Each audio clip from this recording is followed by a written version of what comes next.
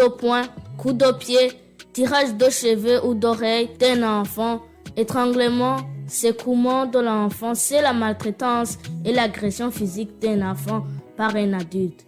Chers parents, veillez à respecter les droits de vos enfants.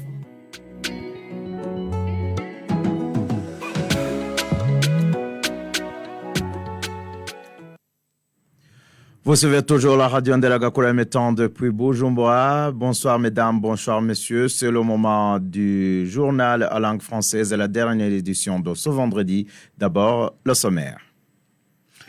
Le personnel du ministère de l'Éducation nationale et de la recherche scientifique est appelé à répondre au recensement de tous les fonctionnaires de ce ministère qui sera bientôt organisé pour ne pas perdre son emploi. Cela a été dit par l'assistant du ministre de l'Éducation nationale et de la recherche scientifique lors d'une réunion d'échange à l'intention des cadres de ce ministère. Le ministre en charge de la culture tranquillise les artistes burundais qui organisent des veillées au Palais des Arts que cet endroit ne va pas servir à d'autres fins. Dans cette édition, le ministre Ezekiel Nibigira l'a dit ce mardi au moment où il avait organisé une rencontre avec les musiciens burundais.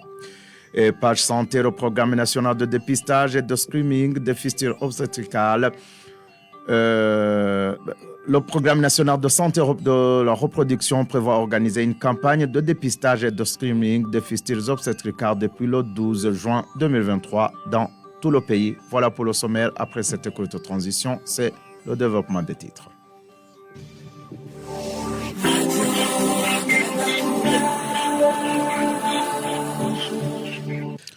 Bienvenue encore une fois, Charles Bigrimana sur la mise en onde. Au micro, c'est Ahmad Massoudi Mogiraneza.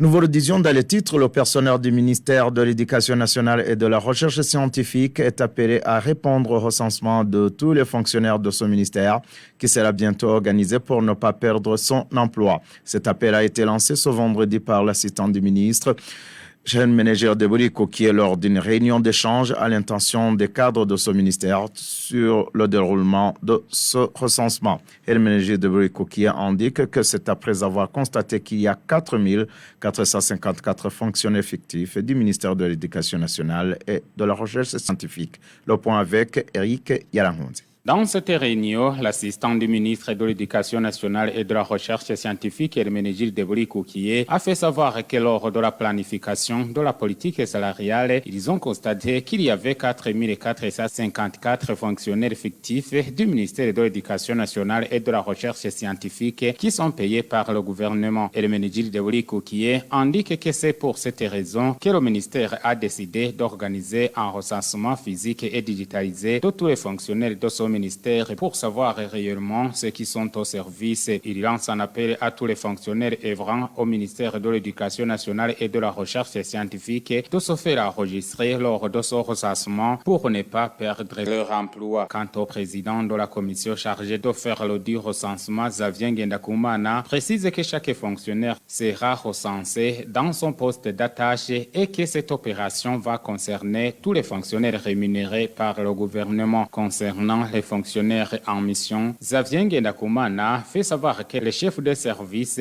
devront dresser un rapport accompagnant la liste du personnel recensé physiquement en vue de justifier ceux qui sont en mission. Cette réunion a été organisée après une autre pareille qui s'est déroulée mardi passé au chef-lieu de la province de Gitega à l'intention des directeurs provinciaux de l'éducation pour leur expliquer le déroulement de ce recensement.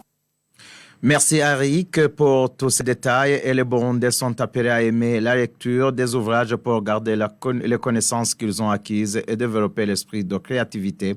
Cet appel est du directeur général de l'école d'enseignement professionnel des langues de la commune Mouha à mairie de Bujumbura, Jean-Claude Ndoyezou, qui dit que ne pas aimer la lecture, c'est se séparer du cercle des intellectuels. Selon lui, le livre physique est pratiquement un outil irremplaçable dans l'acquisition des connaissances.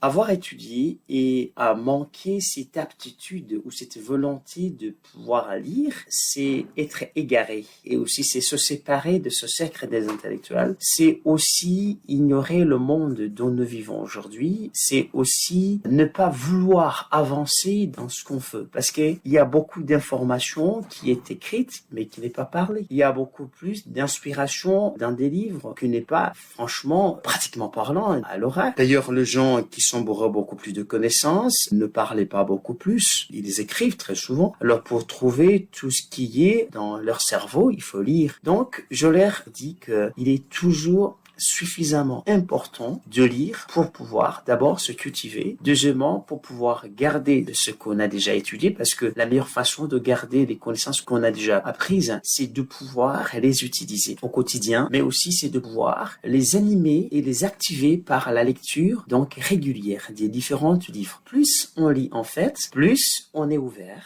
et plus on est ouvert, plus on a tendance aussi à se créer d'autres choses utiles qui vont toujours dans le même sens de ce que vous avez bien sûr lu. Autrement dit, la lecture est un élément déclencheur qui nous aide à pouvoir être inspiré et mettre notre activité de créativité en place. Pour dire que les gens qui ne lisent pas ne peuvent pas créer du tout. D'ailleurs, je comprends pourquoi les gens n'arrivent pas à créer leurs activités. Ils n'ont pas d'inspiration. Ils n'ont pas cette envie de creuser à eux-mêmes à partir de la lecture. Le livre physique, vraiment, reste une pratique irremplaçable et que je pourrais conseiller aux gens à ne pas vraiment perdre cette bonne tradition de bien faire et de bien aussi garder nos connaissances livresques que nous aurions déjà apprises au niveau de l'école. Toujours page éducation, la récolte provenant de l'agriculture et de l'élevage au lycée d'excellence de Makamba contribue à prendre en charge les élèves internes dans cette école. C'est ce que fait savoir le directeur André Ninina-Hadzwe qui dit que la récolte de cette année est estimée à 2 tonnes de haricots et 2 tonnes de maïs. Il indique que le manque de fonds pour exploiter toute l'étendue de l'école équivalente à 21 hectares est parmi les grands défis auxquels fait face cette école. Les enfants prennent l'hôtel au matin, il y a le déjeuner à midi, est-ce que le souper. Comme nous accueillons des petits enfants, à commencer par la 7e, des fois, ce sont des enfants qui ont 9 ans, 10 ans, 11 ans. Alors, ce sont des enfants qui ont la force de travailler, mais qui ont besoin de l'énergie. C'est pourquoi nous tenons à chercher le repas 3 fois par jour. Alors ici, nous remercions le gouvernement qui nous aide à nous donner des subsides à temps. En plus de ces subsides, il y a le minerval qui est payé par ces enfants. En plus de cela, des fois, nous cultivons les maïs et les haricots, et ce que les différentes légumes. En plus de la culture, nous pratiquons l'élevage. Nous avons les porcs et les vaches. Et aussi, nous remercions le gouvernement qui nous a aidés à créer les toilettes environnementales et aussi qui nous a aidés dans le cheminement du biogaz, de façon à ce que les toilettes environnementales nous aident à trouver des fumiers. En ce qui est du biogaz, ça nous aide dans la cuisson de la nourriture de nos enfants. Et aussi, ce biogaz nous aide à trouver de l'électricité et diminution de la facture de la régie des eaux. Concernant la récolte du maïs, nous estimons qu'on va avoir environ 2 tonnes de haricots. Nous estimons qu'on pourra avoir aussi 2 tonnes. Le défi majeur, c'est le marché d'écoulement des vivres. Trouvons qu'il y a la hausse des prix, ce qui nous conduit des fois à avoir des dettes envers les fournisseurs. Et aussi, en ce qui concerne l'agriculture, nous manquons de fonds suffisants pour pouvoir cultiver.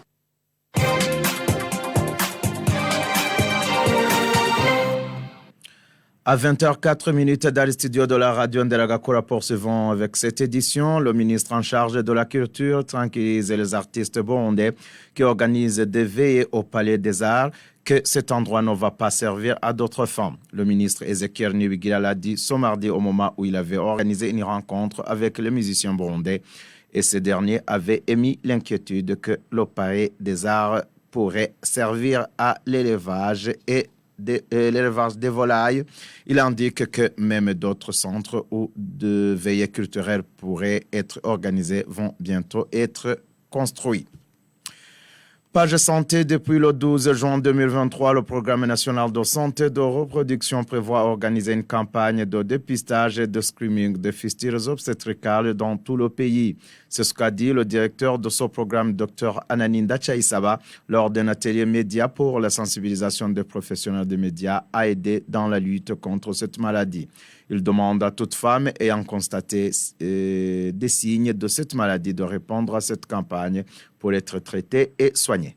Les médias doivent être sensibilisés parce que leur voix arrive très loin et peut atteindre toute la population burundaise et même la population se trouvant dans les coins les plus reculés peut être atteinte par l'information qui est canalisée à travers les médias. C'est pourquoi votre rôle est très prépondérant dans le cadre de la lutte contre cette maladie de fistule obstétricale. Donc c'est une maladie qui existe au Burundi, bien sûr, et qui doit être combattue avec toute énergie en véhiculant les informations en rapport avec les signes et approcher les structures d'os pour être examiné, diagnostiqué, et une fois la maladie est confirmée, le malade est acheminé au centre Rumuri de Gitega pour être soigné, et le constat est que le taux de guérison est très satisfaisant. Et l'exemple que je peux vous donner, c'est l'exemple de l'année passée où parmi les personnes que nous avons accueillies au centre Rumuri de Gitega et qui ont été traitées, 93% ont été guéris. Donc vous comprenez que les résultats sont satisfaisants. Et le calendrier de descente sur le terrain des équipes techniques qui vont faire le diagnostic pour que personne ne reste derrière et que tout le monde reçoive cette information et qui réponde massivement à ce screening et qui va alors déterminer le nombre de cas confirmés qui vont être acheminés au centre Rumuri de Gitega pour être traités. C'est à partir du 12 juin où on va organiser cette descente par les équipes techniques qui vont aller à travers tout le pays. Alors, après avoir établi la liste des cas confirmés, on va alors commencer la campagne d'opération et nous pensons que ça sera très bien fait. Et pour clore ce journal, la mise en place des groupements d'autonomisation communément appelés Haguruka dans tout le pays est l'une des réalisations de l'association des femmes actrices de paix et de dialogue à Bakangurira Mahoro durant ces 2 dernières années. Cela a été dit par Anatoly Singiranghabo, coordinatrice de cette association, lors de l'Assemblée générale au centre suédois dans la commune urbaine de Muha. Anatoly Singiranghabo dit qu'elles vont organiser très prochainement un atelier de formation sur la formulation des projets et la mobilisation des fonds à l'endroit de leurs membres. Voilà, mesdames et messieurs, à 20h07, nous mettons un point final à cette édition, mais avant de vous quitter, le rapide des rappels des titres.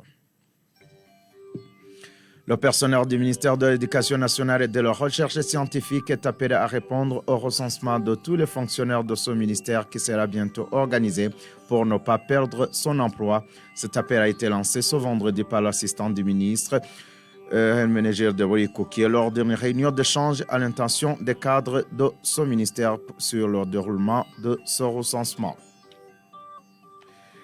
Et le ministre en charge de la culture tranquillisait les artistes burundais qui organisaient des veillées au Palais des Arts que cet endroit ne va pas servir à d'autres fins.